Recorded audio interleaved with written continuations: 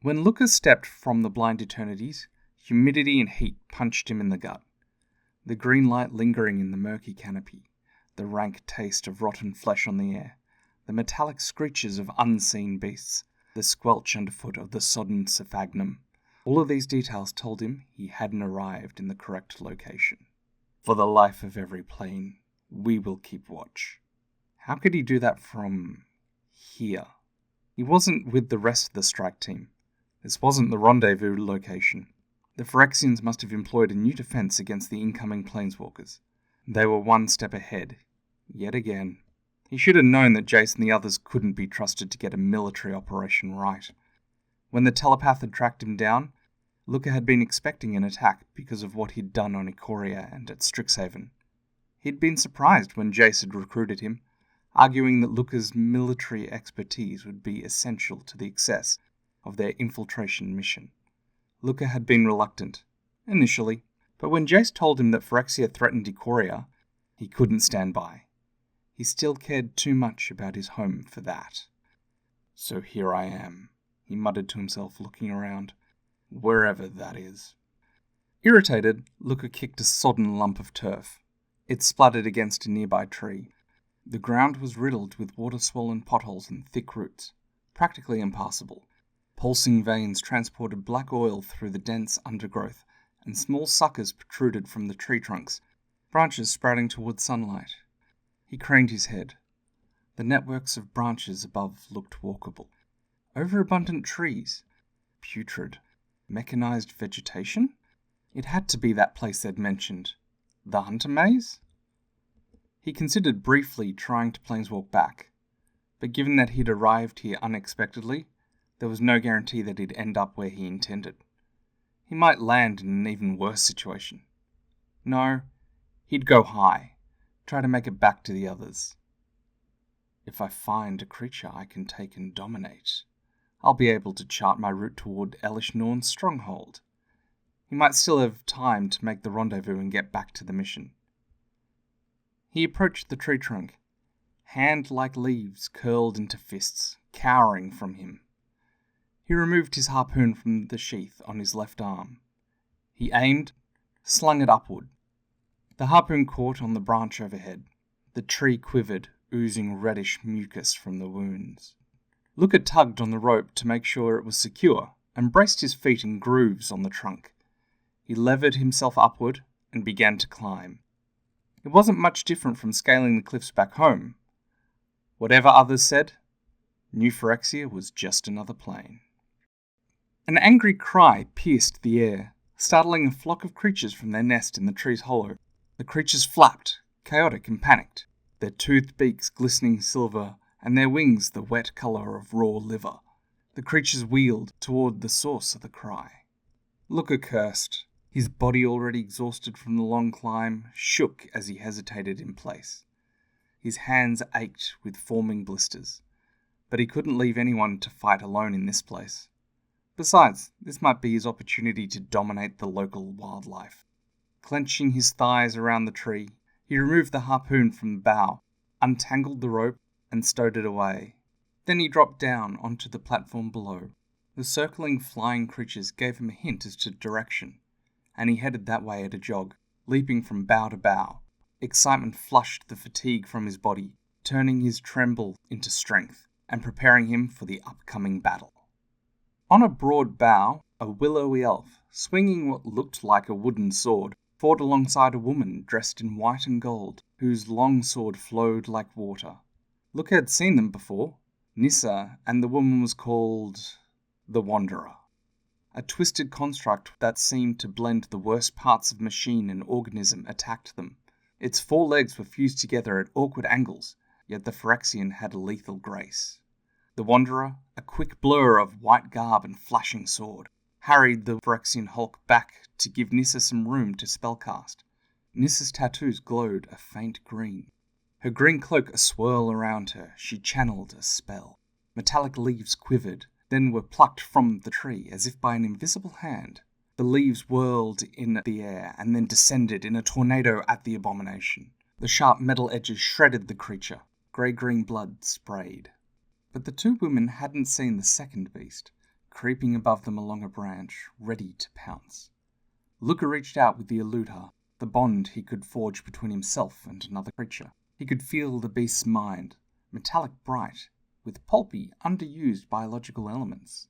He grabbed it and squeezed. Luca could almost taste blood in his mouth, the tang of iron thick on his tongue.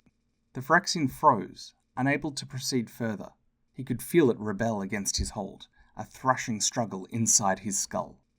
Nissa and the Wanderer pressed their advantage against their wounded centaur hulk, forward along the bough.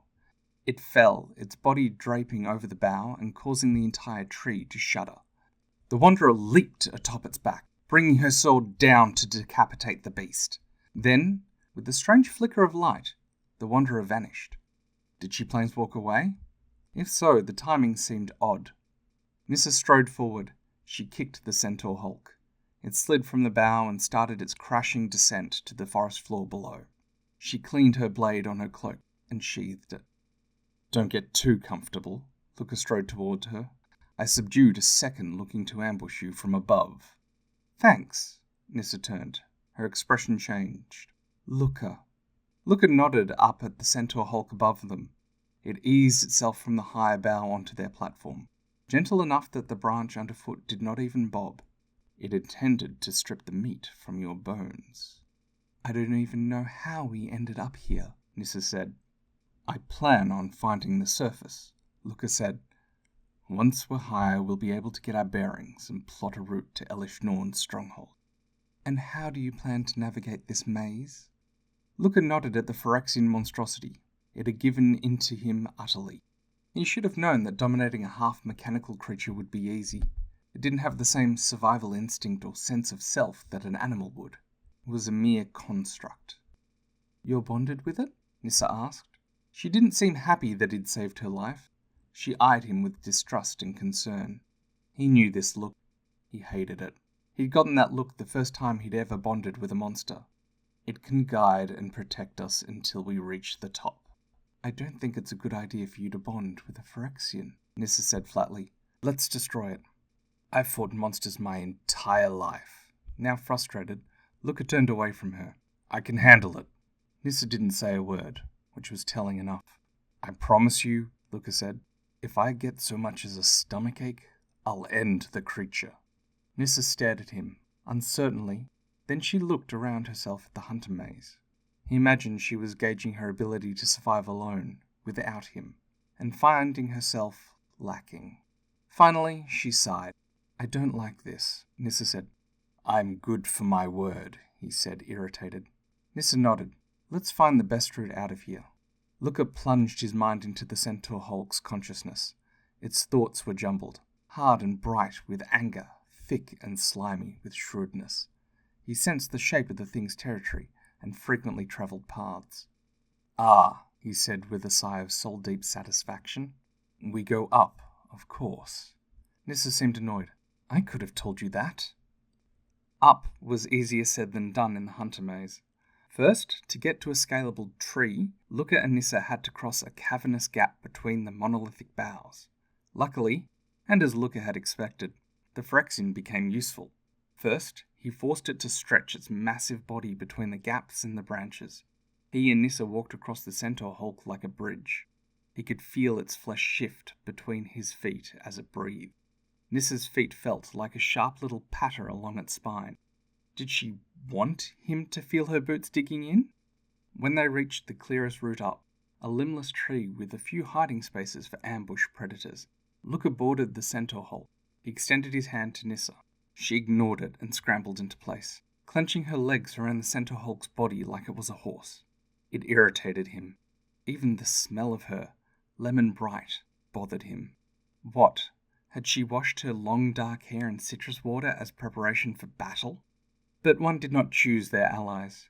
He could follow orders and stay on mission, like any good soldier, and respect the bond that came from fighting alongside an ally.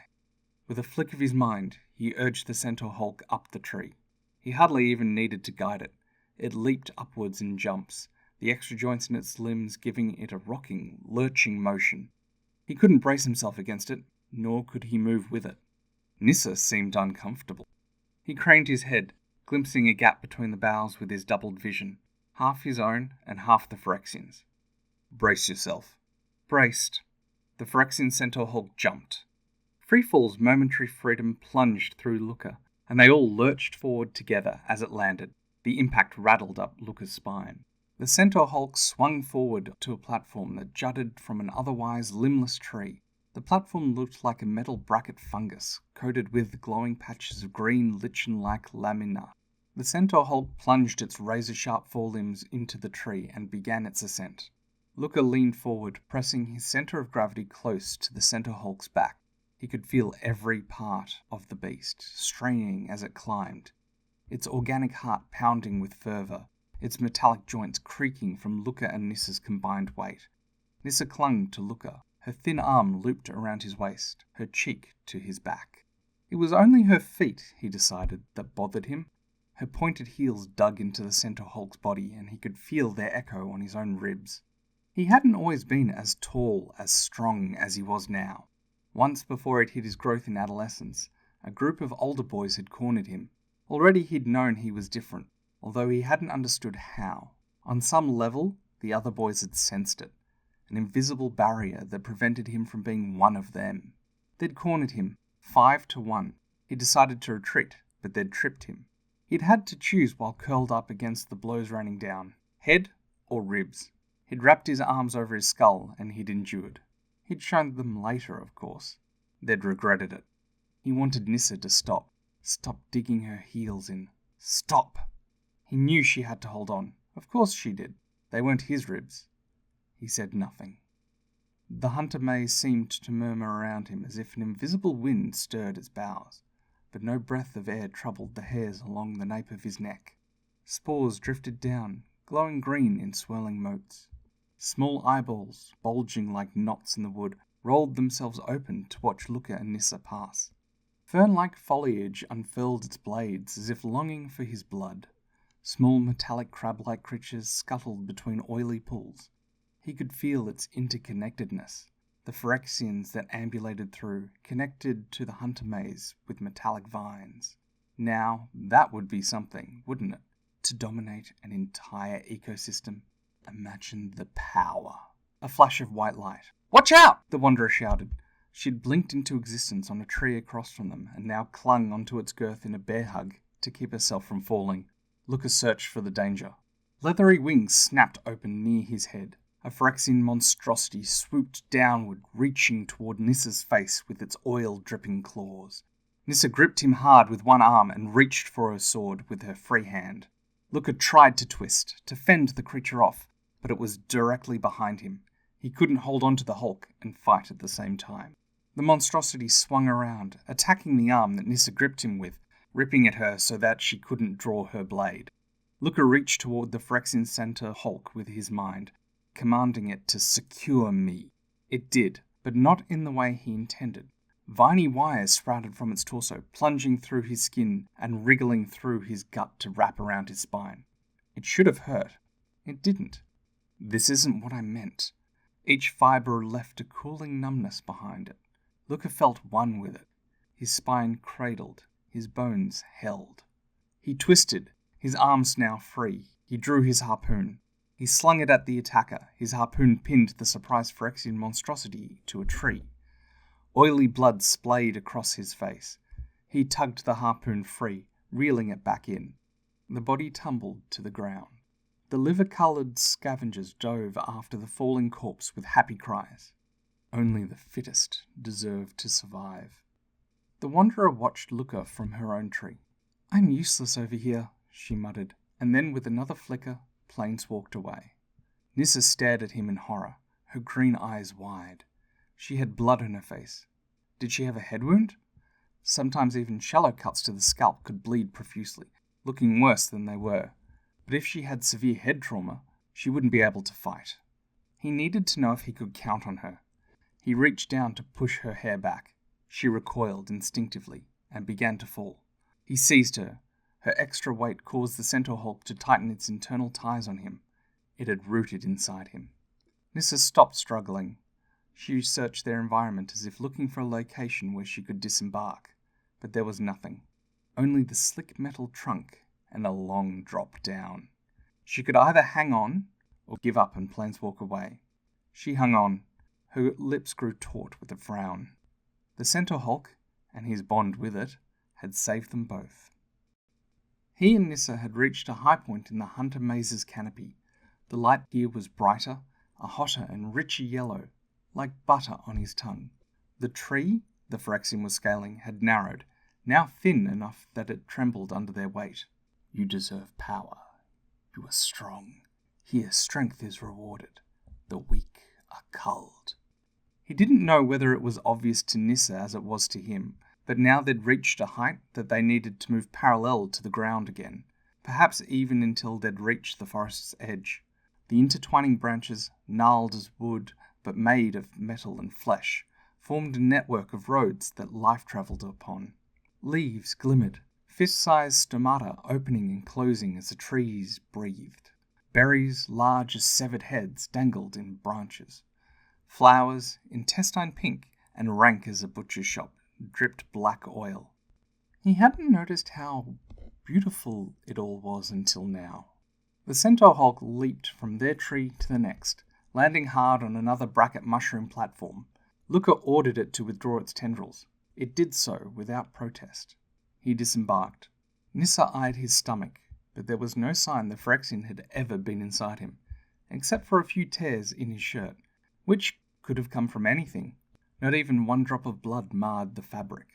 Nissa walked to the platform's edge. She looked around as if searching for the route. She shook her head, finding nothing. He had the sense that if the path had divided, she would have suggested that they part ways. But it didn't. The greenery was so dense he could only see one way forward. So her choice was to go with him or planeswalk home. The Phyrexian's mind told him that this was the correct route. Nissa fell into step beside him.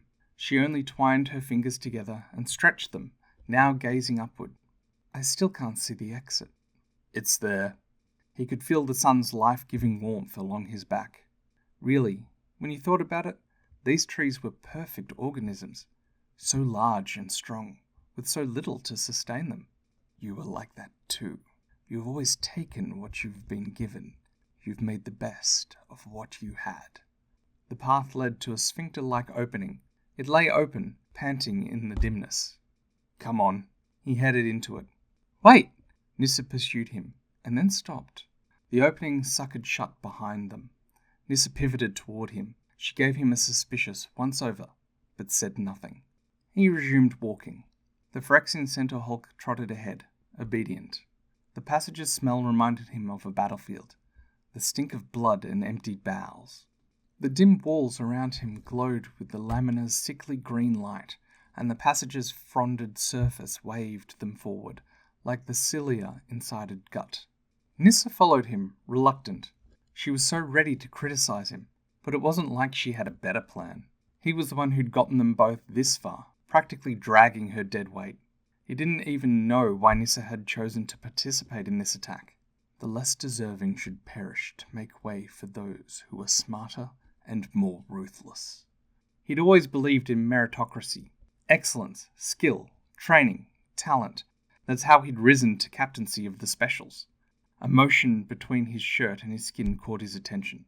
He poked his fingers through the holes of his clothing, expecting to find a trapped mosquito. Something grabbed his finger, soft and sucker-like. He cast a glance behind them, but Nissa searched the passage for danger.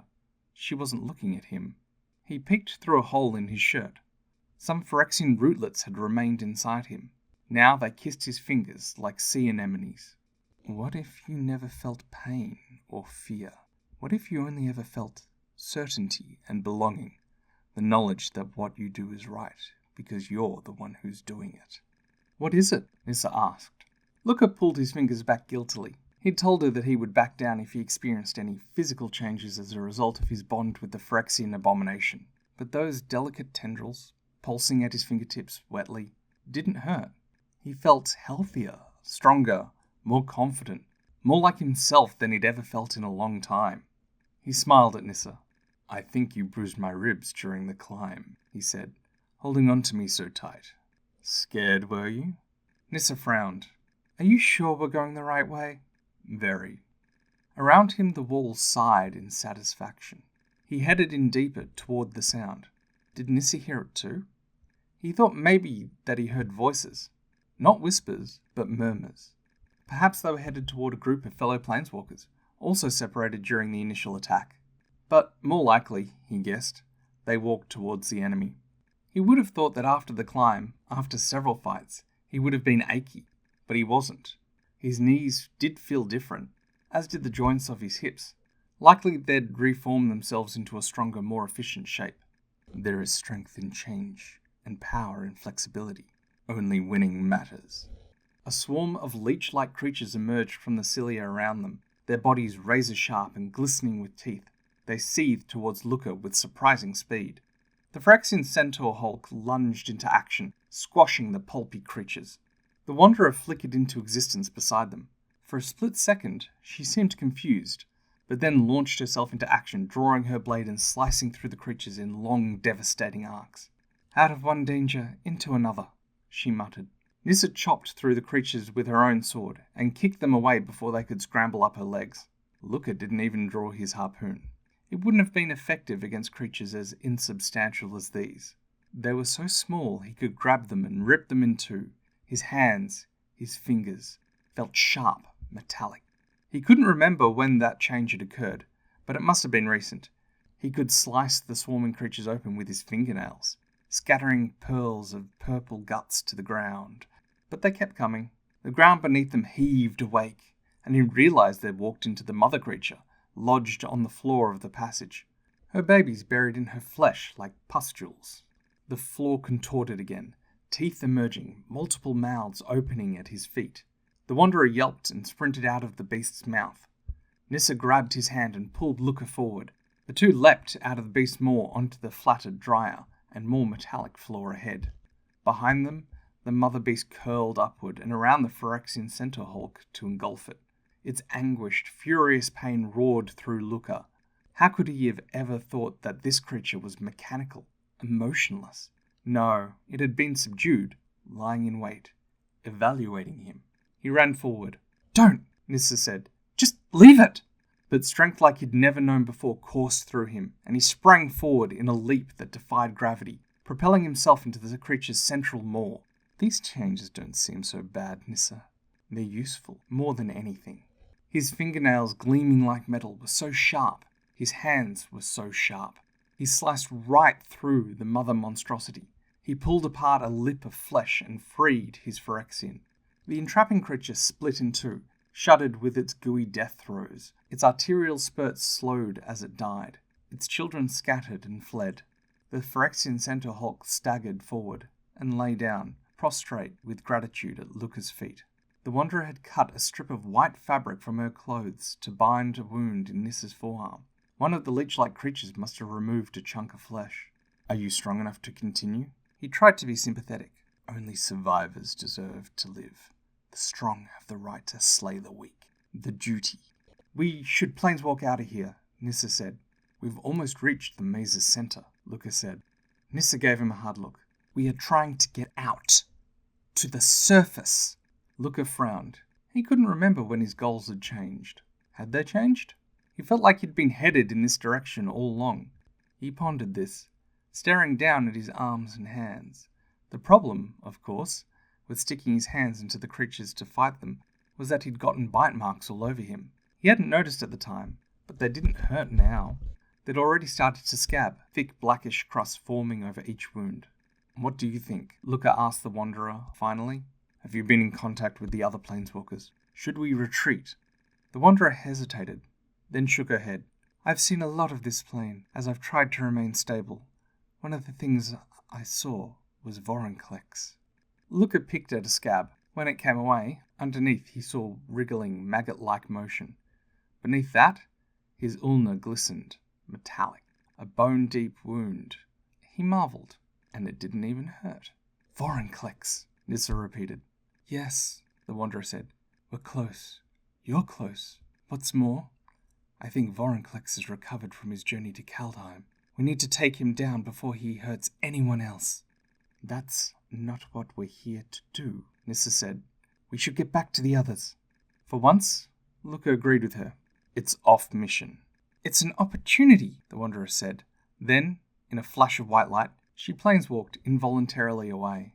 Nissa seemed to be thinking, I don't know if we could find the others, even if we tried. If we killed one of the Norn's allies, though it might give them a better chance. Luca considered, to get this close and not attack, well, it would be cowardly. You're right. So's the Wanderer. We take out Vorinclex.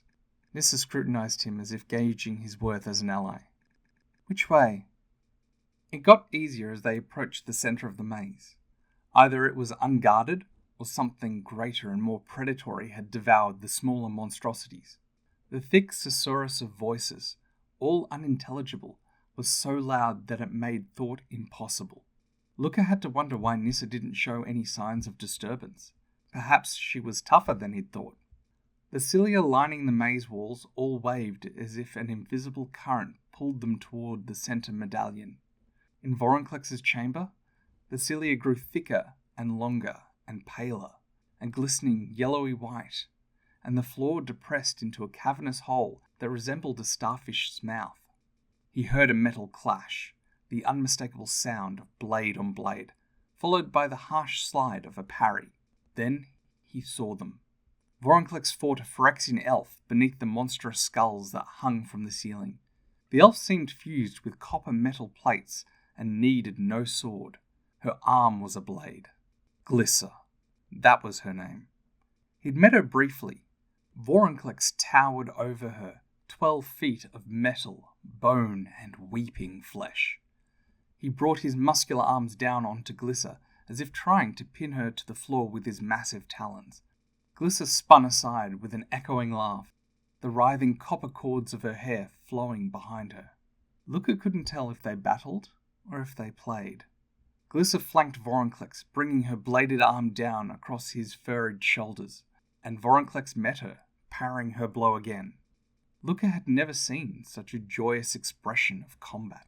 The two of them danced, almost seemed to float across the bobbing, pallid cilia on the floor. Nissa grasped his wrist. She whispered, the two of us could have taken Vorinclex. Maybe. But both Vorinclex and Glissa? There's two of them and two of us, Luca said. Nissa gave him a sharp look. Kaya said she could barely handle Vorinclex alone. We can do it. Are you listening to me? Nissa hissed. We also have my ally, the Phyrexian abomination. Without another word, Luca charged in, Nissa behind him, letting out a string of curses that would have made even Chandra blush. But she followed right at his heels, like he knew she would. She would not let an ally face combat alone. Luca threw himself at Glissa, while Nissa fought Vorinclex. Glissa spun with a hiss, and threw up her clawed hands in defense. Luca didn't need a weapon to attack her. He, too, had his own claws. He exchanged blows with Glissa, and she grinned. They were perfectly matched. He hadn't felt like this in years, not since his last great sparring match in the Coppercoats. Glissa seemed to feel the same, and he could hear himself laughing with pure happiness. But then Luca stumbled. Glissa lunged forward, ready to spear him through with her bladed arm. As if he'd let her. He didn't want this fight to end. He used his eluder. His Phyrexian ally rushed into the fight. Join me, he told it, craving its power, its strength. The Phyrexian flowed into him. Its tendrils writhed into his body. The rootlets inside him sprung out to meet it. He could feel the Phyrexian move into him, and then become him. His skin split like it was overripe, more than ready for this change. His body folded outward like a blossoming flower, his ribs opening as the Phyrexian lodged itself inside him, its arms becoming his arms. It was ready to serve him until the end, to lose its life to save him. Such loyalty. It was his, obedient and submissive in every way. His spine became its spine, and he stood now upon its legs, towering over Glissa. He had his arms still, sharper and defter, but the Phyrexian's arms now formed a second set of arms, with a greater reach. He'd always felt like his weapon was part of him. Now it was. He stabbed at Glissa, and she danced backwards atop the cilia with a bright, encouraging laugh. Luca's match with Glissa had brought him closer to Nissa and Vorinclex's. Nissa hadn't done badly. The praetor bled ichor from a dozen slashes along its body. "Get the elf!" Voronclex rasped. Nyssa glanced at him. Then she glanced again, disgusted and horrified. She backed off. She was outnumbered, and she knew it. Looker advanced on Nyssa. He was one with the centaur hulk, and combined with it, they were both mightier. Nyssa retreated cautiously, anger and fear overriding the horror on her features. Finally she feared him, respected him. This is how it's supposed to be, the strong triumphing over the weak. This is how life is. This is what living means. He learned that lesson well when his bond was revealed and his people had turned against him. He always knew he wanted to be the one who was hitting, not the one who was being hit, because there are only two types of people in this world. There are those who take it, then there are those who deal it. Nyssa maintained her steady return toward the passage that they'd used to enter Voronclex's chambers. Nyssa had her sword up, guarding against a blow from him. It looked like she was thinking, trying to decide whether to stay in the hunter maze or planeswalk away. He had to get her now, before she escaped. He raised his hands and advanced on Nyssa, reveling in their sharpness. He didn't need a weapon. He was the weapon. The Wanderer flickered back into existence between him and Nyssa, and she instinctively raised her sword in a parry. His hand slammed down into it, but she caught the blow, gritting her teeth against the weight of it and forcing him away. "Looker?" Then her battle anger too transformed into confusion. "Nyssa, run!" Nyssa gave him a pained, furious look, and she ran. "By the nine hells, not this!" the Wanderer said and flickered away. Glissa smiled at him, the visible mechanism along her jaw and cheek revealing her raw beauty. He'd earned this. He'd always known he was different, giving his ability to bond with animals. He'd always known he was better. He could return home, and there wasn't a monster on the plain that could challenge him now. He'd finally become himself, who he was meant to be. "Stop," Glissa said, and Looker stopped, waiting for further instruction. "Find the elf, Looker, but do not kill her. New Phyrexia will have a use for her in the war to come." Beside him, he heard Voronclex's low, growling laughter. He felt the vicarious pleasure that Glissa took in his confidence, and he felt himself smile. The hunter maze was expansive, and beautiful, and terrible, and it was time to go hunting.